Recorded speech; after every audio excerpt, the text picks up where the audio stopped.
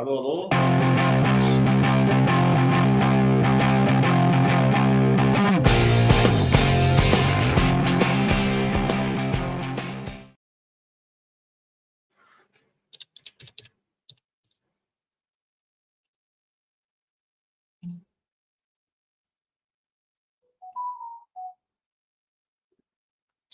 Hello, and welcome along to your regular Tuesday night Gers TV show, live here at Gers TV Towers in Glasgow.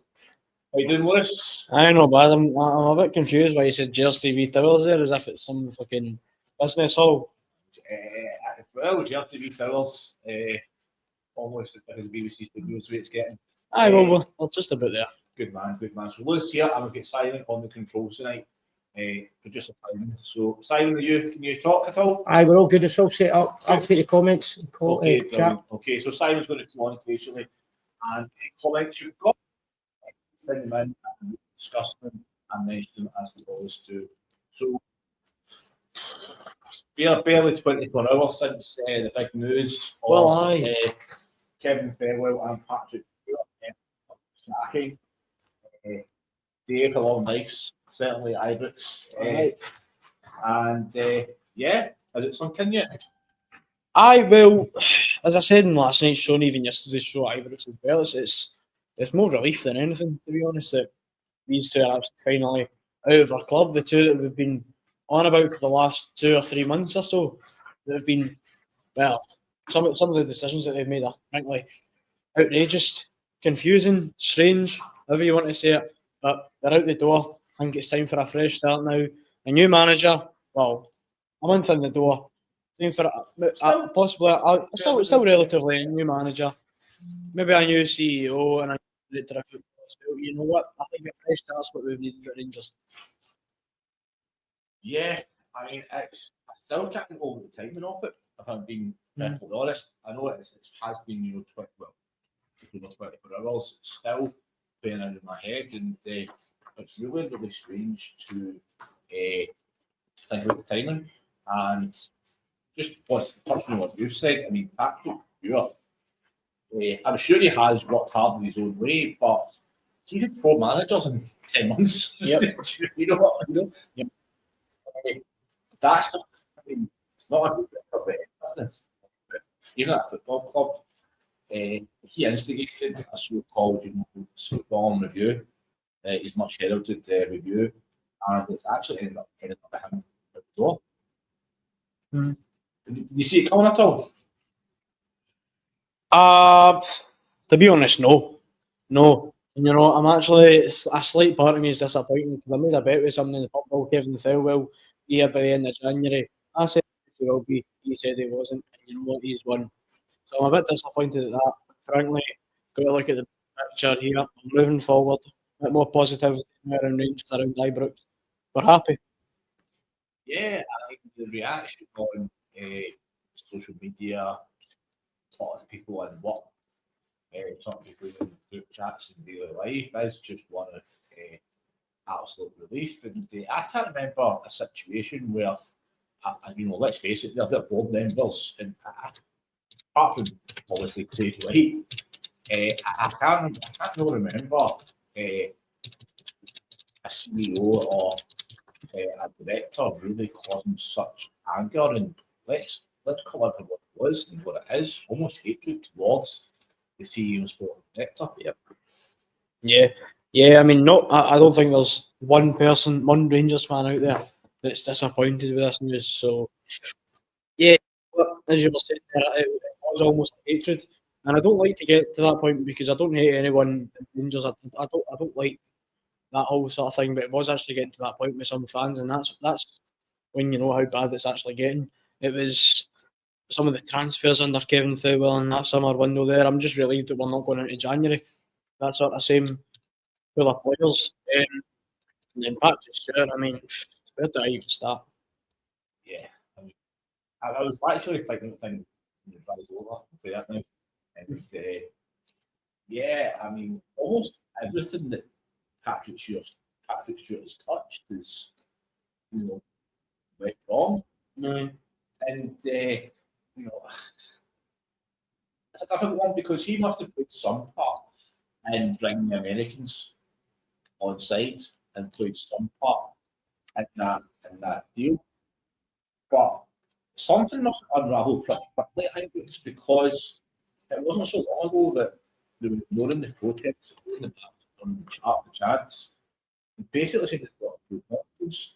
So what I just can't timing. Like the time for me is really, really strange. But if you were to ask your opinion of the attack of the Portland was, what's what fun you think? I just think it has been coming for a while, to be honest. I think that's certainly how they've been thinking. Andrew Carter said that something different, so they didn't. I mean, he came out and he admitted that they were underperforming, and you know what? He came out and admitted that this probably should have been done earlier. Basically, I mean, I know he never said those exact words, but I get out from what he said. But you know what? I certainly think these Americans are ruthless. I'm actually surprised they stayed on this long. But yeah, no. I couldn't answer what's brought it on. To be honest, I think it's decent timing. I'm not as confused with the timing. I think with a massive European game coming up, I think it's the right time to get the fans back on side, to get a good atmosphere around IBROX. Get the old Rangers Thursday night IBROX back. I think it would have. I think it would have. I'm not necessarily saying it would have changed it, but them not being here changes it for the better. You know, like 1,000 people. That's a relief, really. Yeah. I'm going to ask what you might think is an obvious question, right? I'm going to try and ask it a slightly different way. Okay. So I actually think that some. Do you think that some fans were starting to lose trust in the ownership after the battle of he who shall remain nameless? Transfers, not exactly planned. Farewell and Stewart.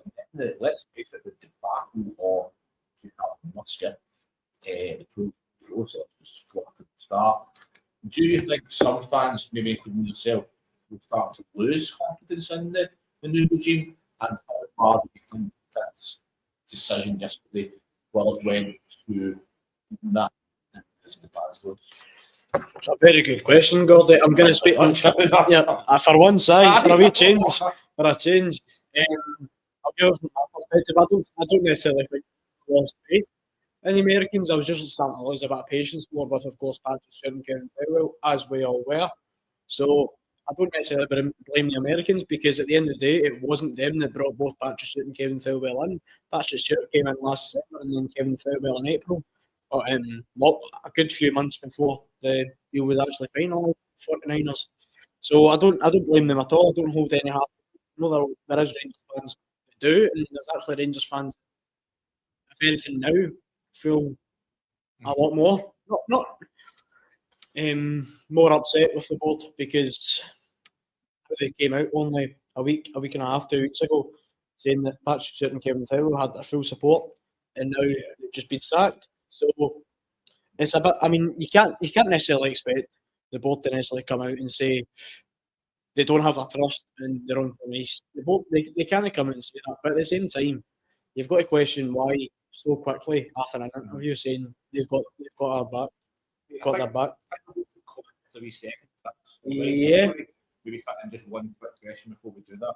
Yeah, of course. And, how much? I nearly forgot it there actually. I was a senior citizen over there. Senior citizen. How much a part do you think the new manager Danny Rowe has played? He'll definitely played a part, I think. Not huge necessarily. I don't think huge. But certainly, and I spoke about it last night, that Danny Rowe came out in an interview not too long ago, roughly about 2 weeks ago, maybe 3 weeks ago, and he was asked if the players that we'll be bringing in January will be his players or Kevin Farewell's players. That's basically what the question was. And he basically said that they were going to be his players. So I don't know if he was kind of hinting at something maybe happening with Kevin Farewell at least. But, you know, I've heard rumours that Danny Rowe wasn't too keen on the both of them. So if that is the case, that Danny Rowe wasn't capable, I certainly think he'll have played a part in it. Okay, what was your eyes on Young? I'm going to ask you to maybe read some comments. We can't Simon. That's all right. That's what I'm going to do. All right, Si's going to read them. Right, all So right. that chick shark, apathy is almost set in. For many Rangers fans, it's not been a Rangers supporter for a while when it became Rangers fans. So being a supporter to a fan due to apathy. Yeah. Has been, yeah, indeed, there has been a big amount of apathy in summer. Very good point. Just a comment here. It sounds a bit dodgy, but I think he's talking about the time that why they get rid of well shoot at that time. You know, I don't know if it's or if he means it's signed in here. But sounds all right. I think there might be more to come on that. I think I don't think journalists and people will stop asking questions on it. So it's interesting. Timing's at the very least very interesting. There has to be more to come from this, and I assume that one of the questions from any sort of journalist will be why now? Why now? Why not 8 weeks ago? Why not 2 months ago? Same thing, really. Why not wait until after January and see how they get on in January? Why now, mid-season, right? About a month and a half where you're going into a massive January window, one of the biggest January transfer windows possibly in the club's recent history. Anyways, so yeah, it's a bit. Yeah, I mean that's got a lot to do with it. The fact that these guys in charge of spend tens of millions to tens of millions of pounds on players who I think we need a bit of a reality check on this. They're not. They're not at this moment in time anyway. They look that good. Yeah. If I've been totally blunt, and I think being fourth in the league when it's December, I think we have to be honest with ourselves. I don't think we've got a great squad at the moment.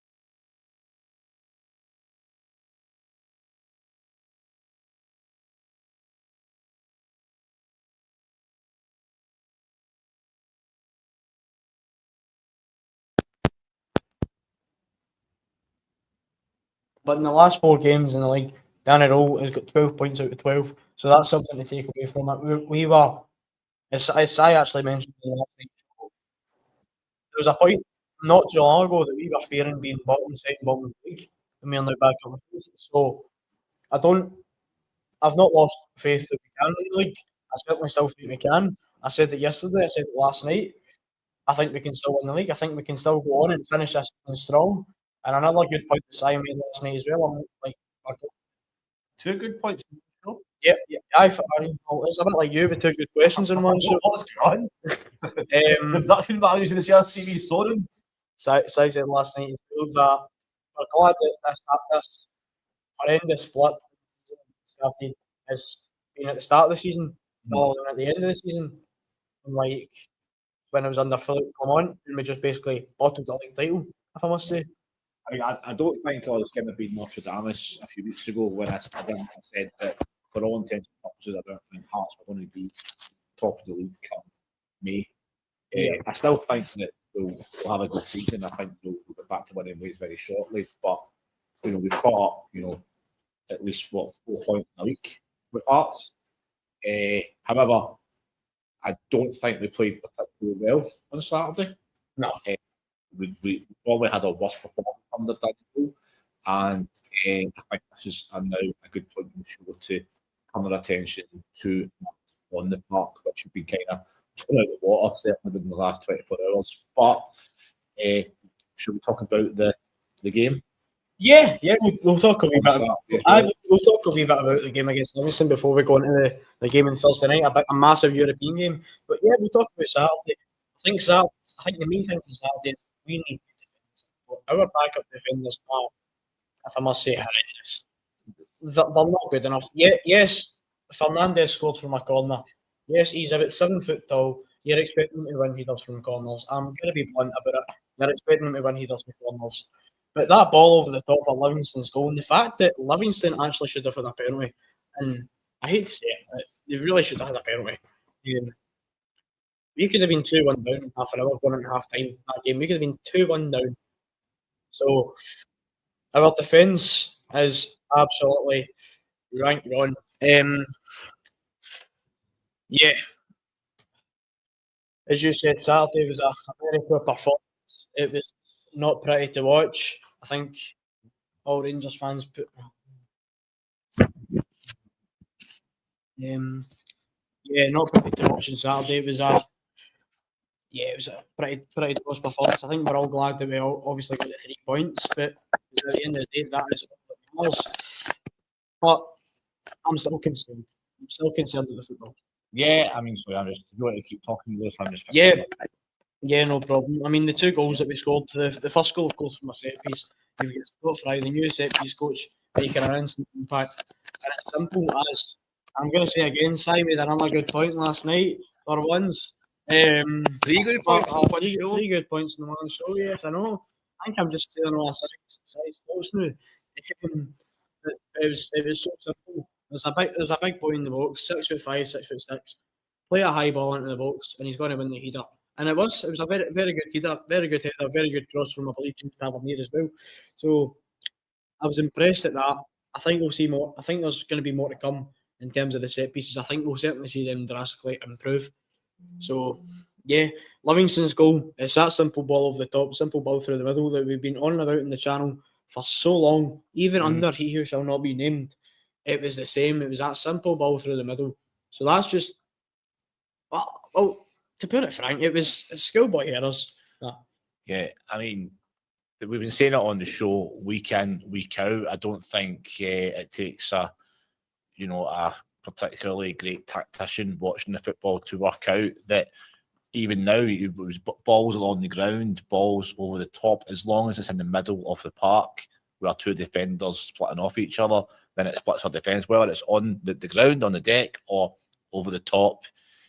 We've got a big problem where any ball over on our defenders that split the defenders are they don't know where to go, don't know where to turn, and we've lost so many countless goals. Now, teams will always lose goals here and there with balls like that, or balls through the middle, right? But when it happens, sometimes multiple times during the same match, and when it happens week in, week out, now, is it because the defence is set up to play such a high line they can't track back? Are they not aware? Is it the positional sense? Or is it they're just switched off? I mean, is it a combination of all 3? Let us know what you think in the comments. But can you put a handle on it, do you think? You get any ideas or opinions on what's just going wrong? Yeah, well, it's consistently poor, and as you're saying, we're seeing it multiple times a game.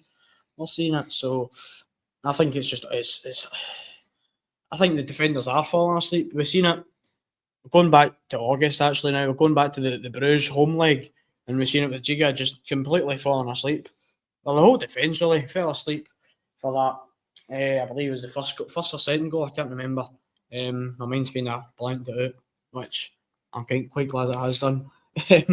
Well, over the course of the 2 games, there's 9 to choose from. So, there's plenty to choose from. So, yeah, I think it's just down to the defenders falling asleep. To be honest, it's lazy. It just seems so lazy. See when you're watching it on the telly or you're even in the stadium, it just looks like complete and utter laziness. Doesn't really look like any real attempt to go back and win the ball. Yeah. Okay. There's a real need for defenders at the club. Yeah. Actually, I think there's a real need for strikers as well, but and midfielders. But how do we change it? Like, is it do we go back to playing 3 at the back, or I mean, what's the solution? Well, in terms of setup, I certainly didn't mind the 3 back when Danny Rowe first came in his first 1, 2, maybe 3 games, especially the Hibs game, which I believe we played a 3 at the back. I didn't mind that at all. It's more sturdy. Of course, you've got say Cornelius out on the left. I know he's injured now. Tavernier even out on the right, or Suter out on the right, or Giga, however, and someone in the middle as well. You can almost spread out a bit, but see if they're tight as well. You're having majority of teams are going to be playing a 4-3-3, or they're going to have 3 players going forward. When you have 3 defenders, you've got 1 in every man, really. So I think it's more really not common sense to play a 3 at the back, because I certainly think a 4 back can be influential as well and beneficial in a lot of games. But I certainly think a game like that at the weekend, I think a 3 at the back is a clear approach that you should take. So I don't want to slander the manager too much because he's just in the door, but I certainly think that was a more tactical error. But at the same time, who else are you going to play? Because we've got 2 main centre halves out. We've only really got 2 to choose from, maybe 3 if you're counting in Ciala. Yeah, and I don't rate any Ciala, Giga, or I'm not really my jury's out on Fernandes, to be honest, because I think he possibly has potential. But do you really think that playing 3 at the back against Livingston is necessary? I mean, I don't know. I mean, Danny Rowe, I mean, he seemed to have the right idea, but I don't know why he didn't play 2 up front. But I just don't think we should be playing 3 at the back at home against these teams. However, teams are going to be hitting in the break. They're getting goals against us. Exactly. So yeah, Fernandes, great bullet header, great jump. I mean, he must have jumped about 10 foot. He must have been about 10 foot off the ground when he connected. He's about 10 feet tall, to be fair. So it was good. It was good to see us, because we have commented on in previous seasons and previous months how little we actually score from set pieces and set plays. I really, really want to avoid the topic of our strikers tonight, because I'm getting, how many goals have our strikers scored this season, Gordy? How many now? I'm getting bored of myself saying it, but so we might, if we got to talk about that later. But there was a couple of controversial decisions, shall we say, in the Livingston game. Yep. For once, they went in our favour, but handball in our box. Yeah. What's your thoughts, Lewis? Well, I don't even want to talk about the rules for handball, because I think every time we talk about them, they're actually changing. So that for me at the weekend, I think the rule should be that, I mean, it's a clear handball. You can argue whether it's hit off his leg and onto his arm, but at the end of the day, it's hit his hand. It's affecting the play. If that hits off his leg, that could possibly be deflecting and going towards goal. So yeah. It certainly looked like when he hit it, it was definitely going towards goal. It looked like it was going to be a shot on target, possibly challenge keeper, maybe even go in. So for me, decisions like that, if it was against Rangers, I'd be fuming. That's all I'm going to say. Well, that's always the kind of question we ask in these situations. If it was our attackers or our playing the box and hit off a defender, would you be screaming for it? And I think we would be, to be perfectly honest. Yeah. If it happened for us, or it happened, well, if it happened against us, or if it happened for the other team across the city, you're not gonna be happy. You're not. So I think you've got to take that into consideration as well. Look, the rules are that it isn't a penalty. I get that, but for me, the rules just keep changing with the whole handball thing. With what is and what isn't a penalty, you can't really know. Aye, and spot on. That's basically what I'm saying now. So it's actually confusing. It's getting confusing. That's right. Yeah. So we got a couple of questions, but just pause for a second to see if there's any more comments you want to read out. Aye, there's a few. I've just put some on the screen there. Okay. Just basically saying never a handball. But Peter McCready's made a good point. We played sweeper back in the day. I had to put on the screen here.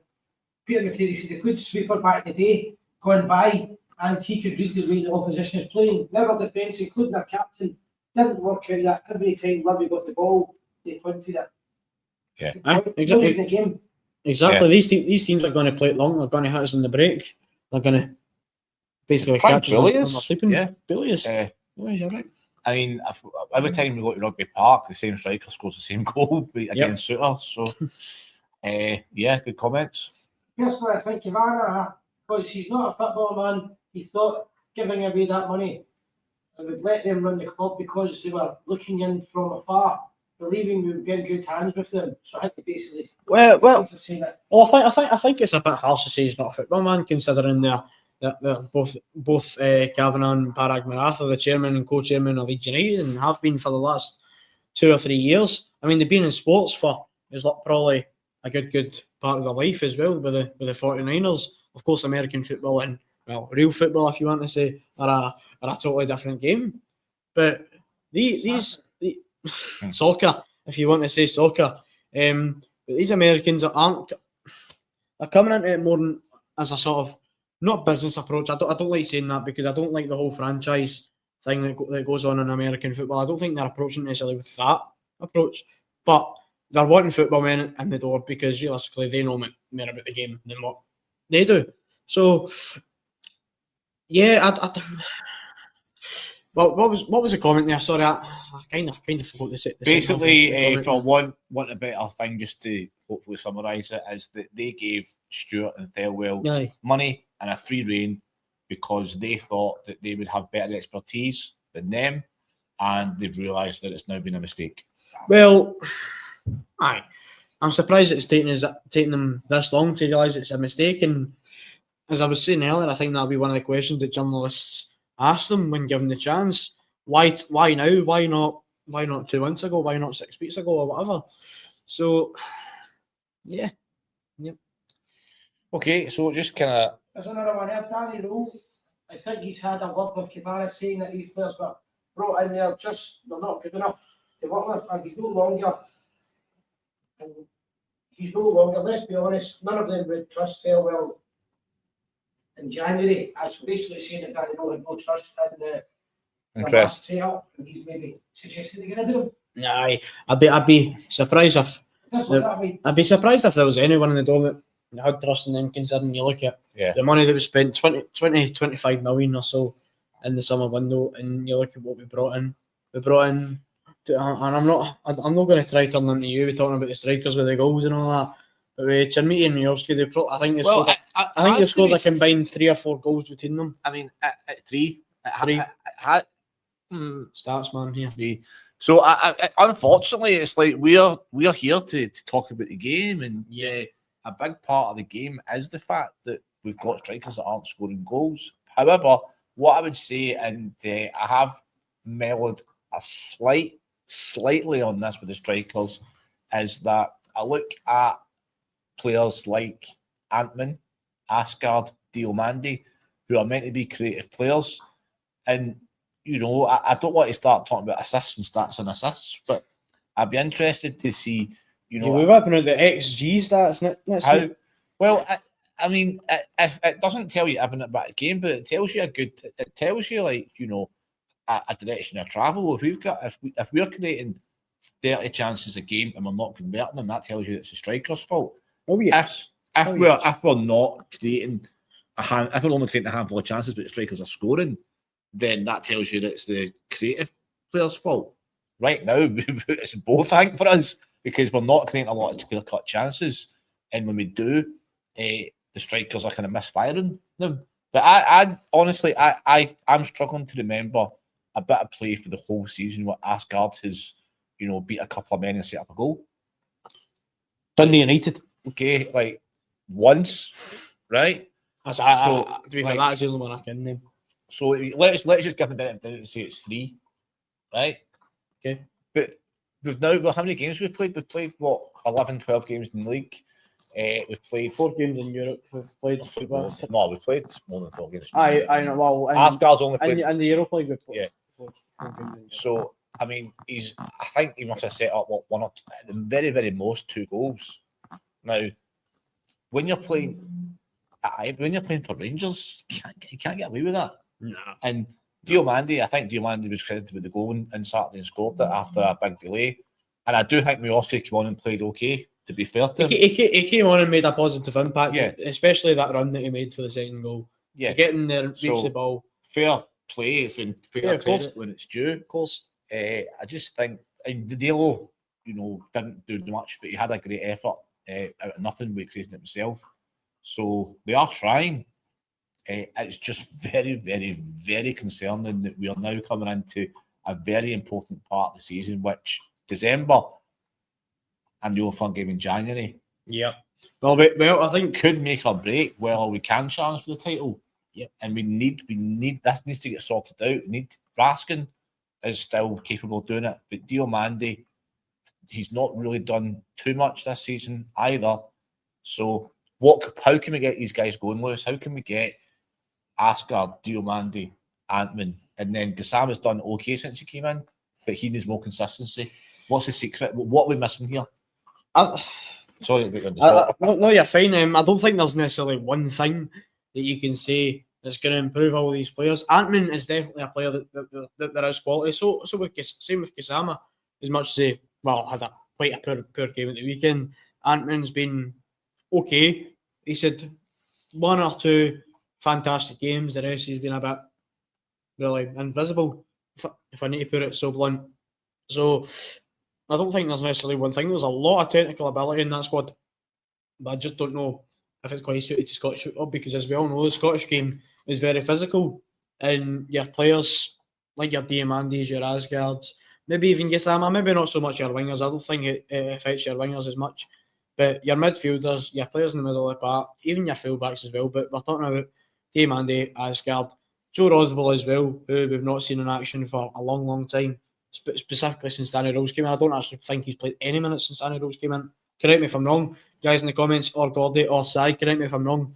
But I just think we are lacking physicality in midfield. And I'm not saying go in and get a Graham Souness character, someone who everyone's got to fear, because I think we're in modern times now. The game's changed.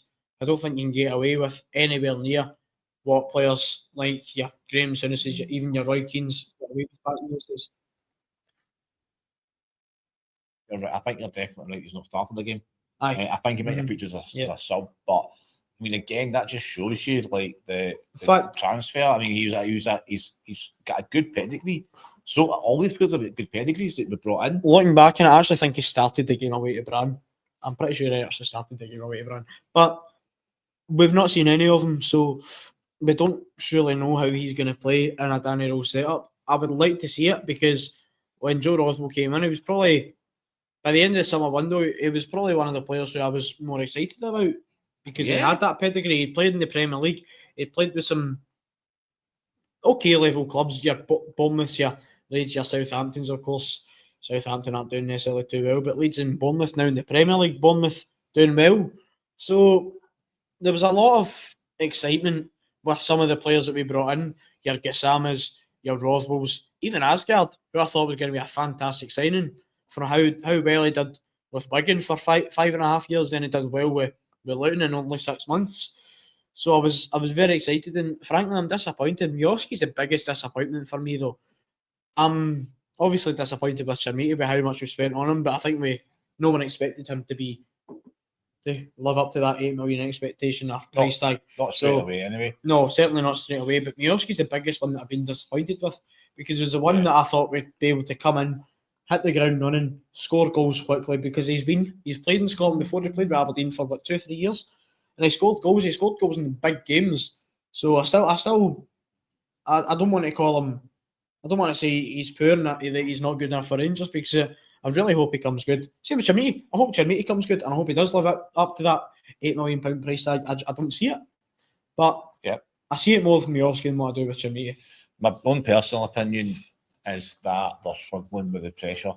Yes. They're playing for Rangers, and they're playing within themselves, and they don't want to take a risk at the moment, which is a shame, because they're the kind of players that will thrive in taking risks. But it's still early on in their careers. The jury is not fully out on them, but it's getting to the time where they need to step up and play. Yep. Because we're coming to a really critical time in in our season. And speaking about which, you mentioned the Brand game and Rothwell played, so quite a good time to segue onto Thursday night. It's just 2 days' time. We've got a big, massive game. I think if we've got any chance to make the top 24 in this competition, it's must win. What's your thoughts on the upcoming game, Lewis, on Thursday? Absolutely agree with you there. I think if we've got any chance of going into this sort of playoff round or qualifying for the next stages of the Europa League, we need to win this game. This basically makes or breaks our chances of European football after February. Now after January, anyways, because European football now goes into January, your group stage, league phase, whatever you want to call it now. So I think certainly a must win. I think it is a very winnable game. We've beat better teams, but we've lost the worst. And I feel like I'm saying that going into every single European game. We've beat your high caliber teams in Europe, but that was 3-4 years ago. Now we've struggled in Europe this season. We lost to Genk, Sturm Graz, Brann, and Roma. Roma probably the only high pedigree team out of the 4 of them. And I think, correct me if I'm wrong, Brann and possibly Genk are your pot 4 teams. In fact, might be Brann and Ludogorets Razgrad. But we've lost to 3 teams that we really, really should be beating. Oh, yeah, absolutely agree. I mean, on paper, Roma, I don't know if I still top of Serie A, but they won again at the weekend there. I think they're 4th. I think 4th or 3rd. I think they're all on 24 points, right, to be fair. So just wanted to give Roma their due. Yep. Good team. They definitely played within themselves, just to take the foot off the gas, as Italian teams are love to do when they go a couple of goals up. But you're absolutely right. The other games are any season in the last 5 years, we're looking at winning these games. I think we have got the possibility of 3 winnable games coming up. Ludogorets, Ferencváros, and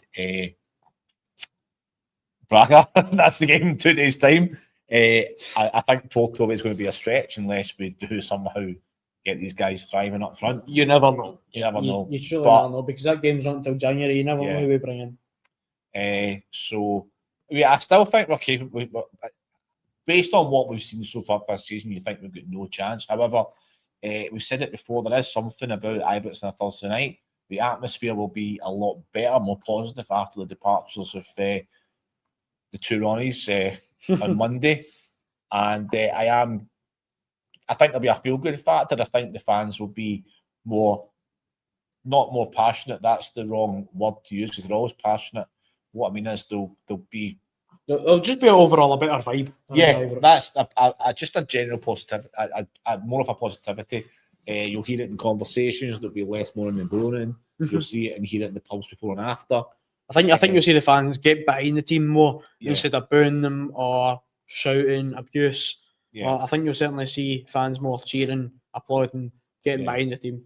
So and it's a big if we get a win on Thursday night, the way it's when it's a big if, it could kickstart the rest of the campaign. And if we can I think if we can get 9 points, we will finish in the top 24.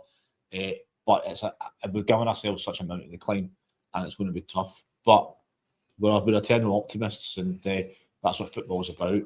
What's your predictions on that then, note for Thursday night then? I really don't know.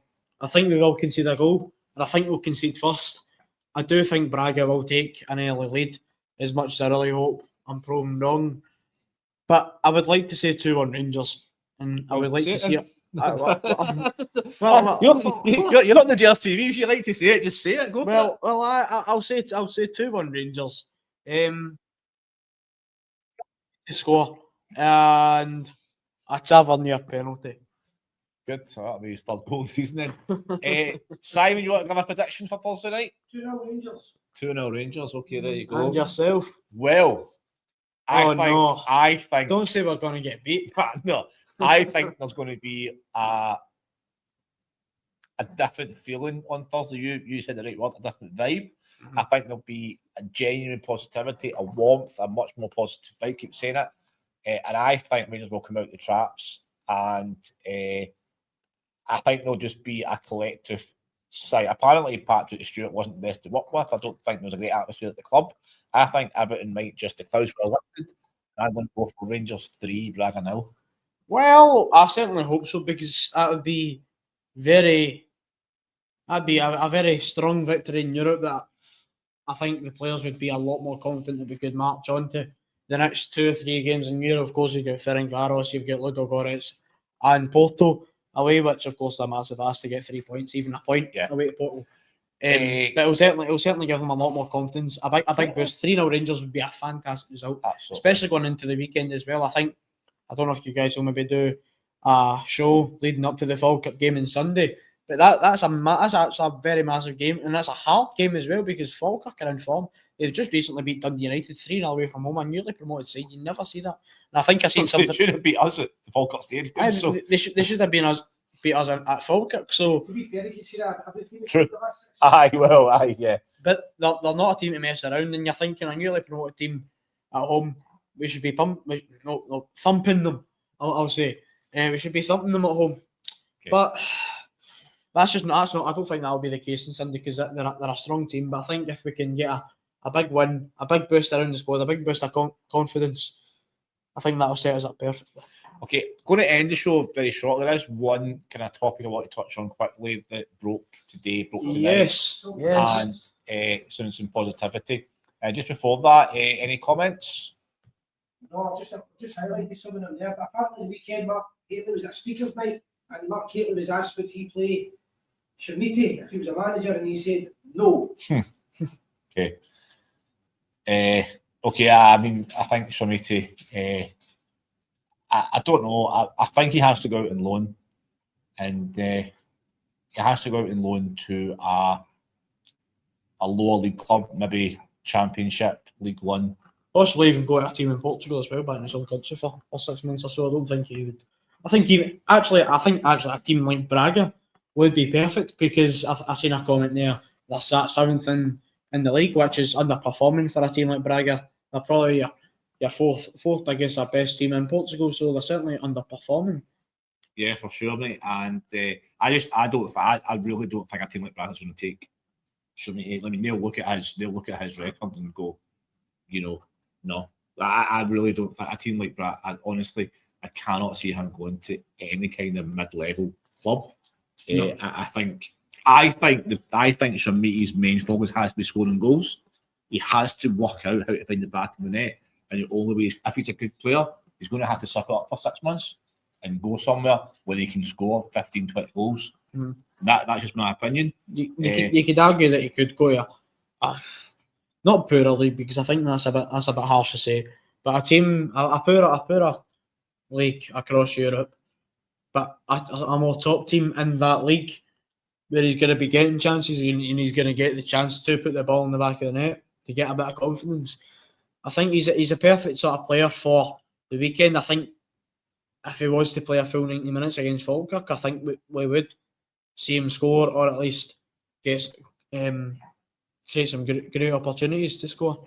So I don't necessarily think we're going to see him become your 25, 30 goal a season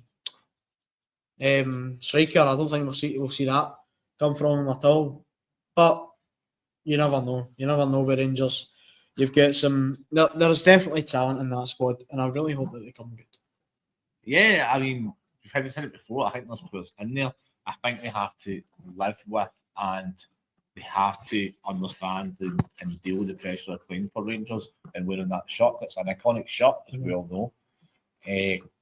So it's just a kind of final talk. We can recap things in a minute and do a summary, but just a very positive and interesting topic. A story broke this evening, not long before we kind of came on air. I can't see any of that. So. Should to Drumchapel amateurs? Well, maybe not Drumchapel amateurs. Novo's former team. No, a great team, no far from me. Right, right, I'm getting surround sounded here. But then well, a team.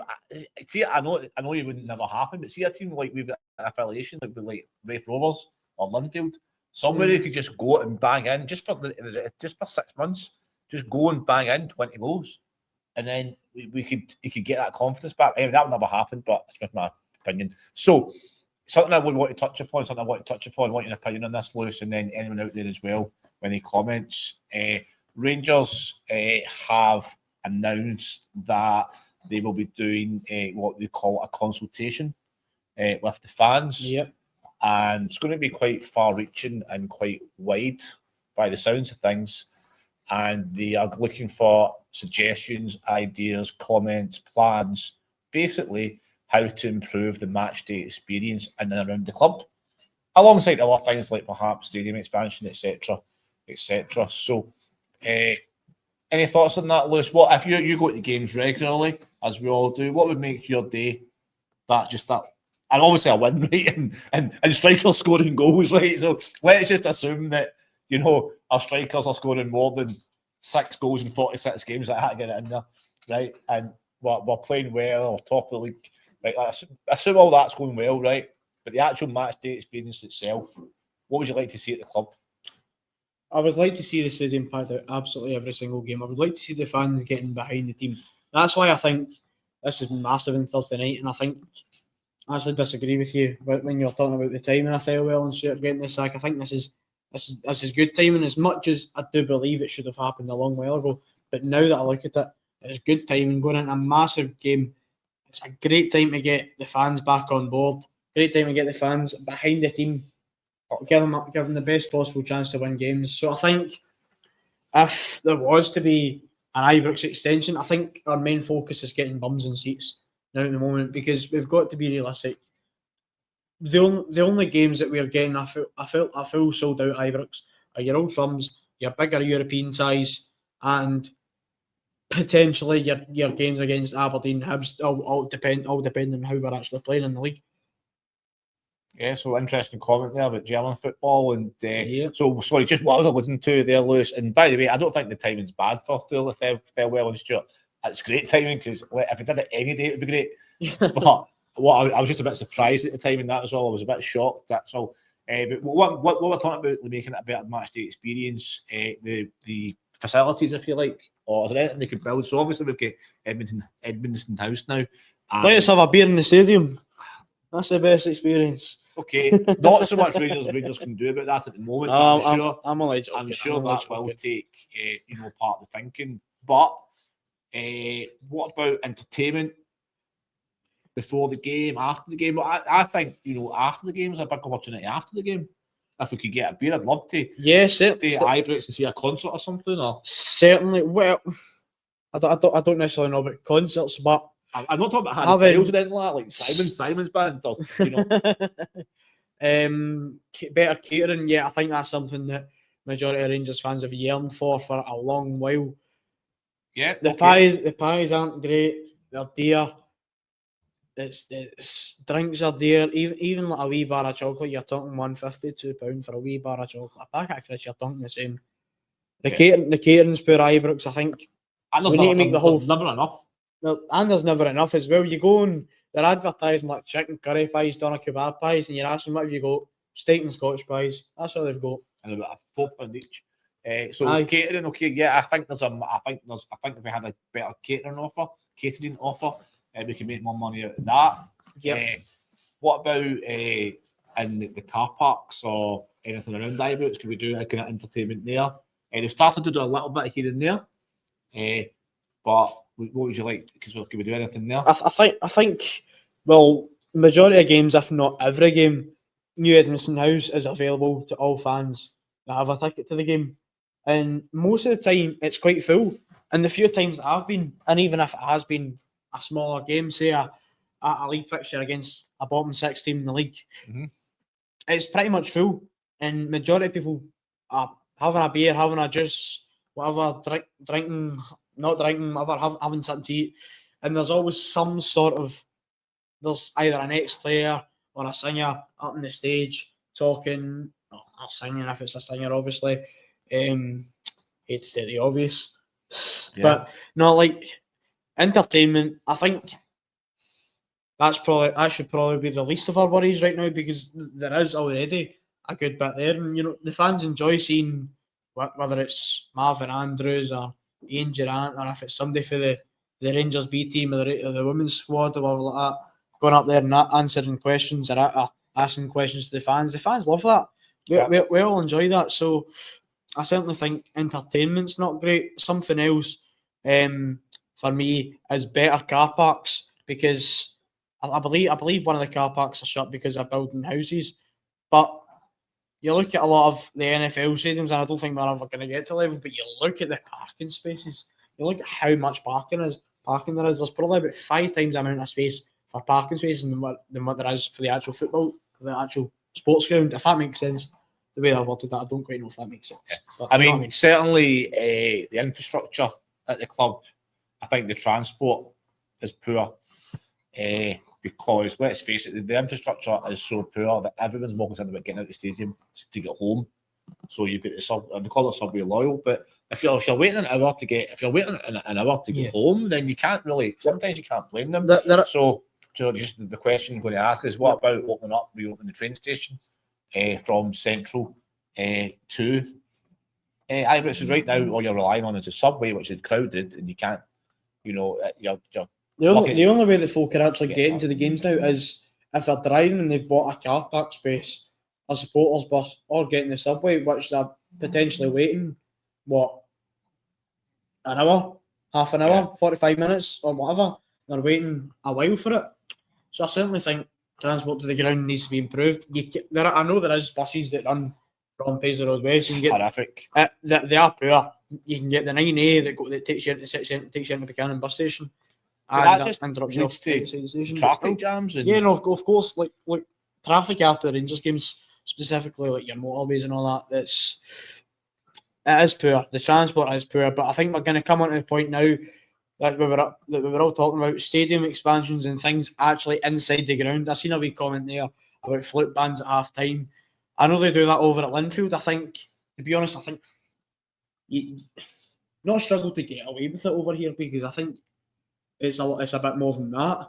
But you're like military I bands. certainly think, of course. I mean, of course. But I think we all know what we mean when we say flute band at half time. You see Linfield, they've got their flute bands at half time a lot of the time. So I just don't see that happening now. I think the whole Rangers loyalist culture, I think, like the Rangers loyalist orange culture and all that, I think that's trying to be taken away from the club by those that are high up there. I think those high up there don't truly understand the whole culture of your flute bands, your loyalism and all that. And we're not going to get fully into that tonight, but I just don't see us getting to that point now.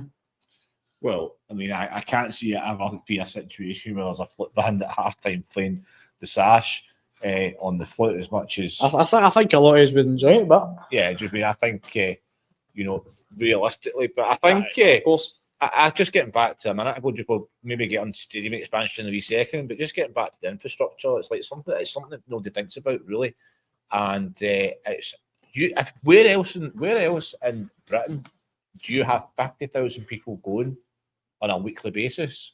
There's such a massive opportunity there for revenue, and I'm not even just talking about Rangers itself, for the wider kind of local community and for Glasgow as well. Now, Glasgow makes a lot of money out of Rangers.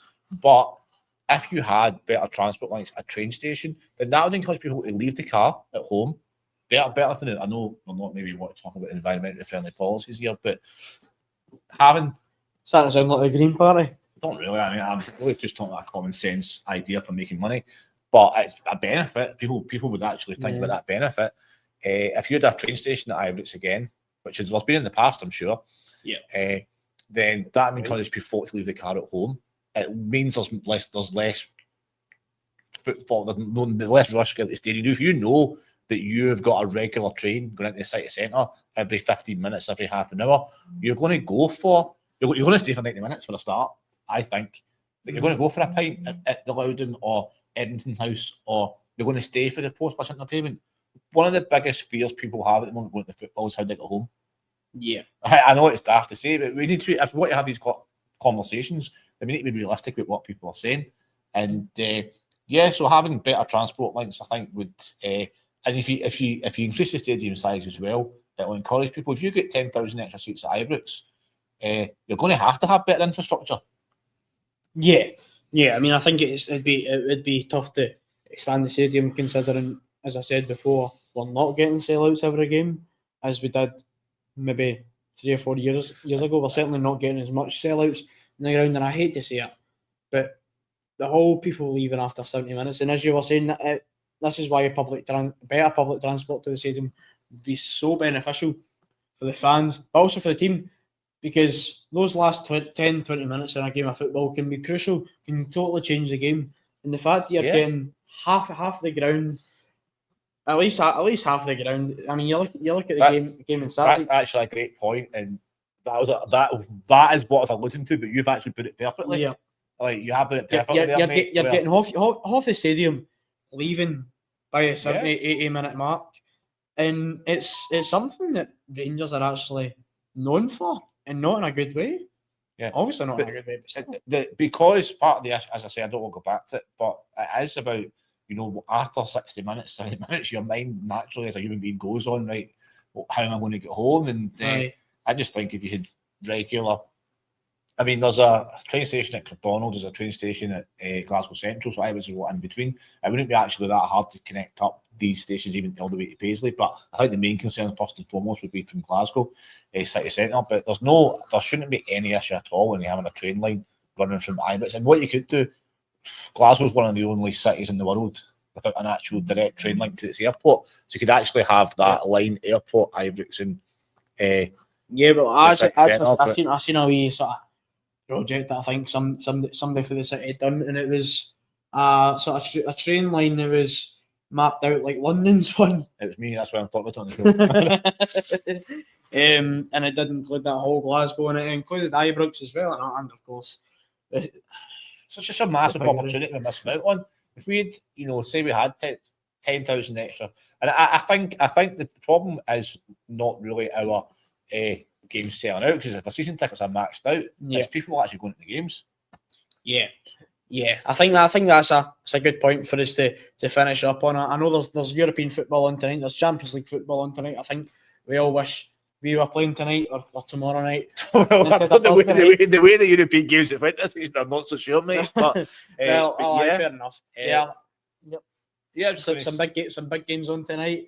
I'm sure you'll all be wanting to go and watch. So we'll finish up in perfect timing for you to go and switch over to TNT Sports and watch the football tonight.